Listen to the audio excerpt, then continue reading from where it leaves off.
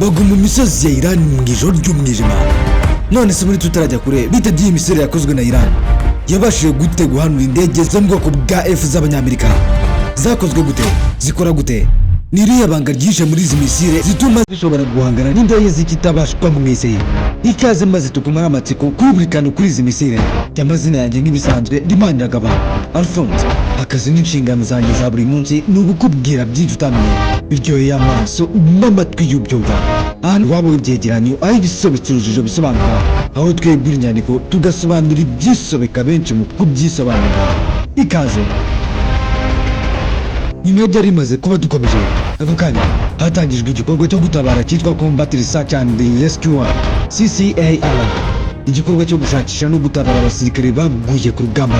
Indege ya A-10 ni Thunderbolt ya kabiri izwi nka Walton yoherejwe kurinda no gufasha abasirikare baramaze kuva ku rugamba banuwe mu ndege ya F-15 Eagle. Iyo A-10 yateye imodoka z'ingabo za Iran zari zigiye kugira aho piloti yaguye. Ikoresha imbunda yayo ikomeye ya santimetero 30. Gusa iyo gikorwa cyayishyize mu kaga kuko yahise igaragara aho umusirikare wa Iran yahise ayirasa akoresheje misile yitwaje ku rutugu Manpad yitwa Misad-2 Manpad. Ni misile niraswa n'umuntu umwe igakurikirana ubushyuhe heat seeking cyane cyane buva kuri moteri y'indege. Iyo misile yakubise moteri imwe y'indege ya A-10 irayangiza bikomeye. Nubwo A-10 yari ifite ibyuma bikomeye birinda byayifashije kuguma mu kirere mu gihe gito, pilota yiyobora yivana mu misozi, ariko amaherezo n'ubundi byarangiye iguye mu mazi ya Strait of Hormuz.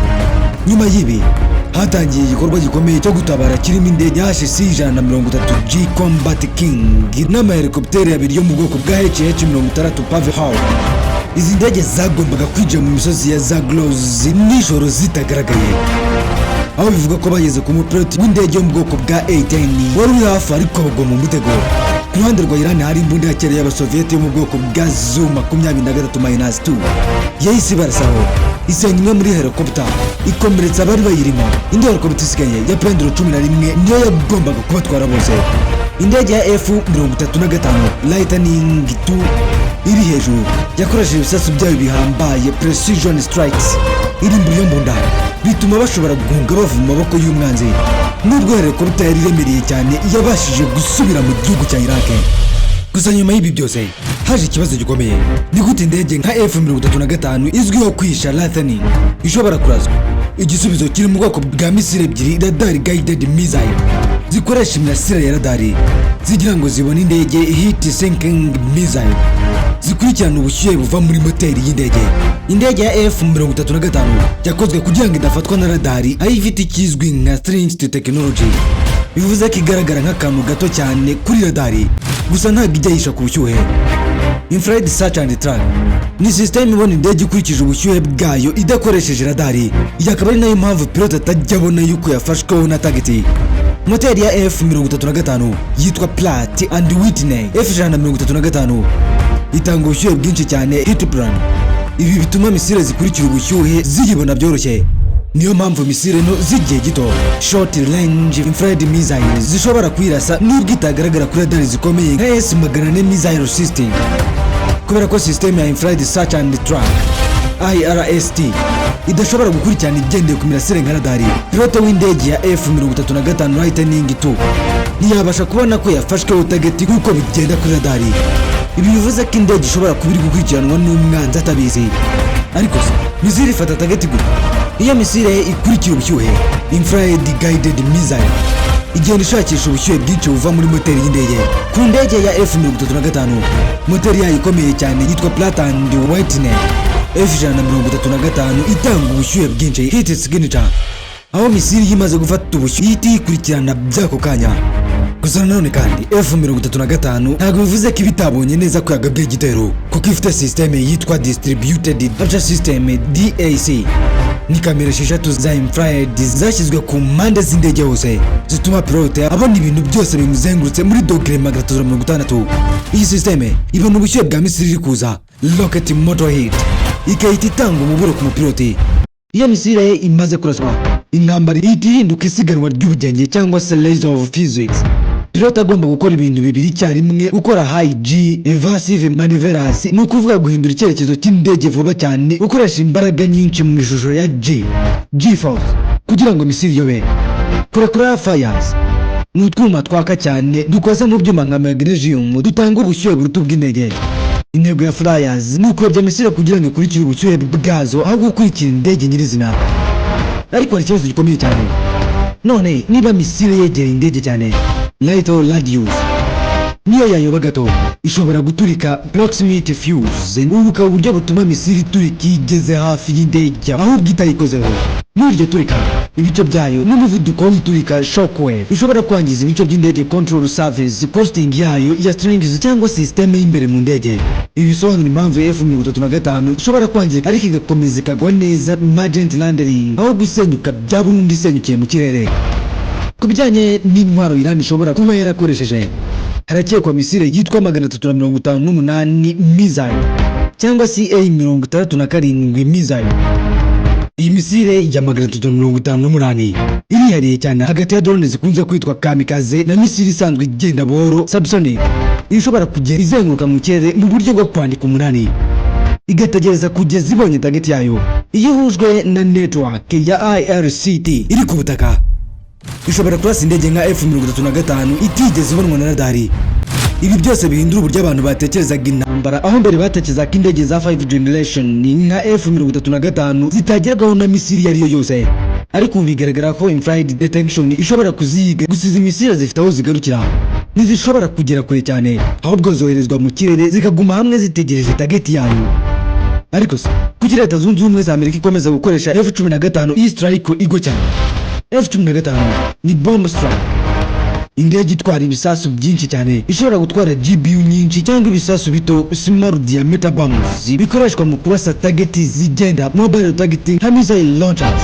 Ifite radar igezweho IECA radar ishobora kubona ibikoresho byinshi mu mibande. Iyo zigiye gushyirwa na benzine ntabwo zihita zihagarara, zihura n'indege zitanga benzine mu kirere itangaje refueling airplane, zikongera benzine mu kizwi nka mother fueling, zigakomeza ibikorwa byayo ku rugamba. Mu gikorwa cyiswe Operation Fury, indege za F-35 zarakoreshejwe mu kuyobora ibitero, gushaka no gusenya air defense system, gutanga amabwiriza icyarimwe ku buyobozi bw'ikirere air superiority.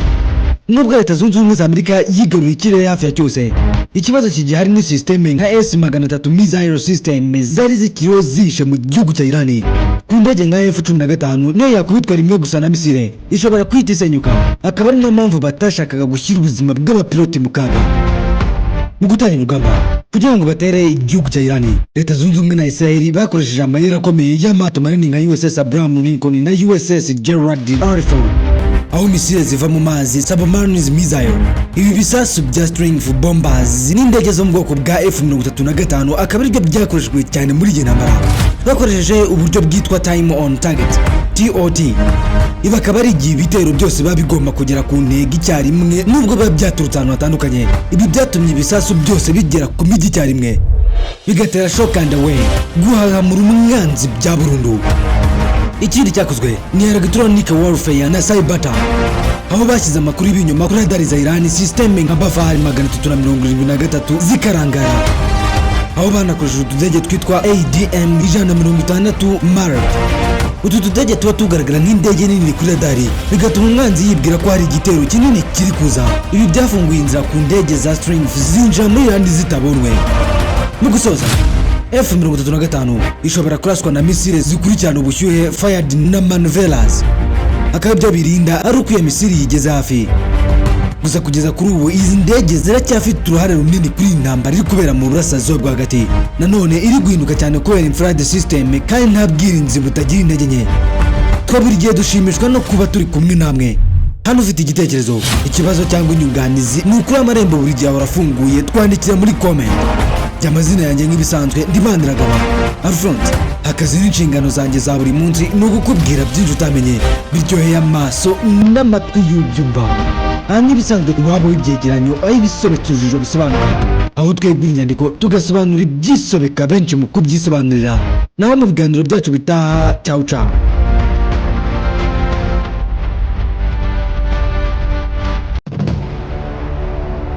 Sinzi niba ujya ubitekereza, ariko abantu bose muhura babanza kubona ibyo wambaye na mbere yuko babona niba uri inzobe cyangwa se niba uri igikara. Babanza kureba niba uberewe na mbere yo kumenya niba ufite ubwenge buhagije. None niba imyambaro ifite akamaro kangana uko, kubera icyo uyigurira aho ubonye hose? Nk'ubu dushobora kugenda mu muhanda nkakwereka abantu baguriye imyenda aho babonye hose, nkanakwereka n'abandi baguriye cyangwa se badodesheje ahantu hazima nko muri Mbagariye Fashion. Badoda imyenda y'ubwoko bwose, yaba iy'abagabo, iy'abagore n'iy'abana, muri modeli zose wakwifuza. Imyenda y'ibirori nka costume z'abagabo n'iz'abagore, amakanzu, amashati, ariko by'umwihariko impuzankano cyangwa uniforme z'ubwoko bwose. Ibigo by'abanyeshuri, abashinzwe umutekano, amaresitora, amahoteli n'abandi bose bakenera uniforme. Nk'aho ibyo bitari bihagije, Mbagariye Fashion inigisha kudoda. Abahize mbere ubu ngubu bari mu kazi. Nta gikwiye kukubuza guhamagara cyangwa se kwandika ubutumwa kuri 0782080321 cyangwa ukabasanga aho bakorera ku Kicukiro Ziniya, ubundi ukareba uburyo hari abadozi, hakaba na Mbagariye Fashion.